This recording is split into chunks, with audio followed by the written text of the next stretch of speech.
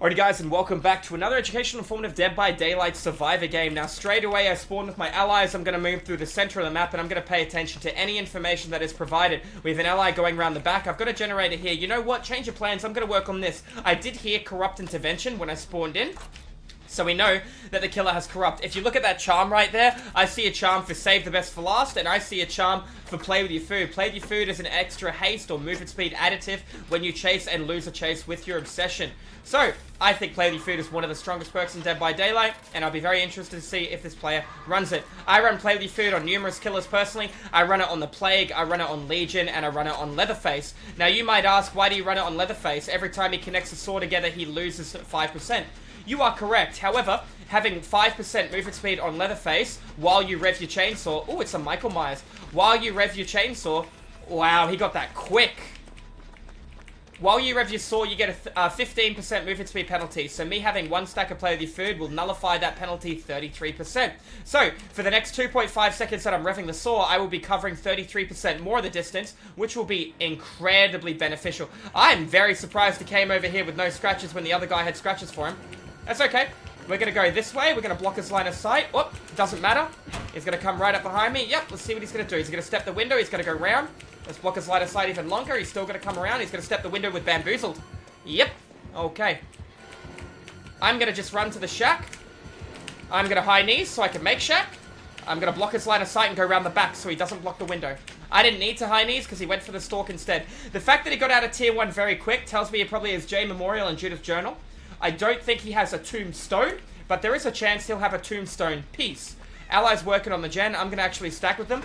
I feel that the allies working on the worst available spot. They should be working where they could utilize the window, but at the same time, they can play the pallet, but they'll be forced to utilize the resource.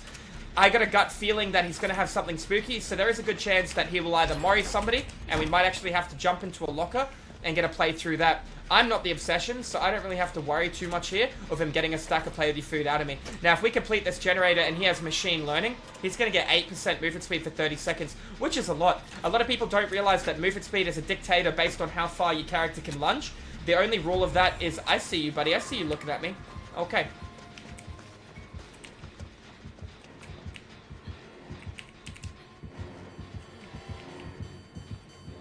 Straight for the window, as I predicted. Hence, I did not go to the window. I'm going to run right across the board. He would not, in my opinion, pop a tombstone piece from across the map. Teammate evaded him? No, one of my teammates is still with him. The issue my teammate that made then was they took the predictable play and went straight towards a generator. And then when they left the gen, they played straight towards the window. So the killer predicted or anticipated the move, and because of that, it put our teammate in a really awkward spot, but they are still up, which is good. No generator, Okay, well I missed that one, didn't I? We got two players here, teammates being grabbed. My ally who's not on the gen might need to go in for some kind of maneuver, some kind of assistance for the person on a hook. I'm gonna get it off, just in case of pain res, don't really want to get hit with it. No pain res, no dramas to deal with. Now he might have dead man switch, so when either one of us get off, it's going to lock the generator. The window behind us is okay. It's not brilliant. It looks like he's moving straight towards us. Michael Myers by default has a 24-meter heartbeat, but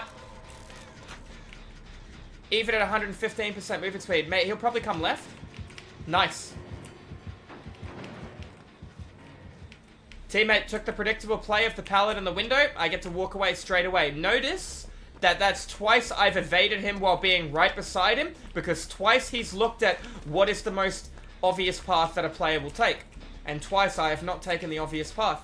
Okay, teammates at an incredibly strong loop against Myers. Myers has 2 gens left. We have multiple different people on multiple different gens. Teammate appears to be running the loop really well. Myers wants to run around it the other way. Blocks the window with bamboozled. And then walks away, which does not make any logical sense to me. Doesn't even bother checking on my generator. I had a lot to play around him. I don't know how much prep Michael Myers got out of my ally, so he might have tier 3 ready to pop on somebody else. Now, if you look at the HUD in about 2 seconds, that player should be back on their generator. There's no reason for them to be not back on it unless they actually evaded Myers and ran away. I'm going under the assumption right now that they used Lithe on the window, vaulted away, and Myers didn't see, and then Myers stepped the window and tried to chase them, because they should have been back on their gen. Do you see they're back on the generator now? So it took them a bit more time to come back, so they would have ran through the map, hid, and then walked all the way back through. I physically can't see this, but by looking at my heads-up display, I have all this information provided, right? I'm not necessarily 100% accurate on the call-outs, But, you know, there's a good probability we can see or understand at least 80-85% of what's going on. We also know that the killer is in that corner of the map because that was a gen that player was working on, and that means the other two guys should be back on their gen very shortly. Myers can't sneak up on me. He has nothing to reduce his heartbeat. Normal Myers, or some Myers, might run Mono and Abuse to reduce the 24-meter heartbeat to 16 meters to make it even smaller. Myers did used to have a 16-meter heartbeat while in Tier 2. And then they'd run the Add on the Dead Rabbit to further reduce the heartbeat by 26% while outside of Chase. So let's proceed to work on this generator. We got an ally here. My teammate is running across. Now, what do we notice about the killer? He chased my teammate to what's referred to as a killer dead zone.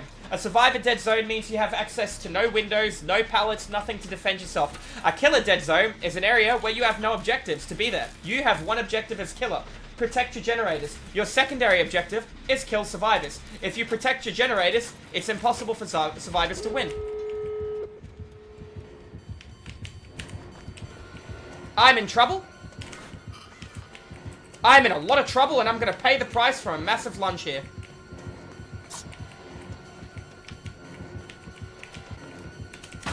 I'm going to run for my life and try and make something else. He is out of Tier 3. I'm feeling pretty good. Alright. I'm not in a nice spot against this guy. I don't like camping shit. And this is a situation where I might have to camp it. Okay, so I'm going to leave my flashlight behind because I collected a Commodious. Commodious is arguably the best toolbox in the game, despite it only being a blue toolbox. Ally on the door, another person unaccounted for. If he pops Tier 3, it means he won't have preparation. Person healing in front of this door. I didn't actually see where the other door was. Teammate is coming straight for the door. Myers is unaccounted for. That's going to be an educational, informative Dead by Daylight survivor game against Myers. He got his Tier 2 really quickly, but when he popped it on the hill from very far away, probably wasn't the best decision he could do. If you guys enjoyed the educational, informative commentary, I do educational, informative DBD, survivor, and killer content over at Twitch if you guys want to tune into the live stream. Anyways, guys, thank you all for watching, and I will see you guys in the fog in the next video. Have a good one. Cheers.